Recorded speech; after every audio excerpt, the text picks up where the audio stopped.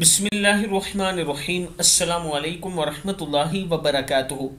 عابد راز چینل کی طرف سے آج میں اپنے دوستوں کو رسول اللہ صلی اللہ علیہ وآلہ وسلم کا ایک بہت ہی اہم فرمان سناؤں گا۔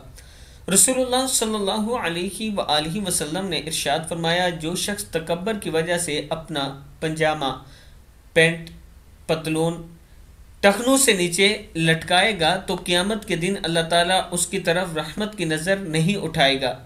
مشکات شریف کی حدیث ہے۔ یعنی آپ نے جو شلوار پہنی ہے یا پینٹ پہنی ہے، پجامہ پہنا ہے، اگر وہ ٹخنوں سے نیچے ہے تو قیامت کے دن اللہ تعالیٰ آپ کی طرف نہیں دیکھے گا۔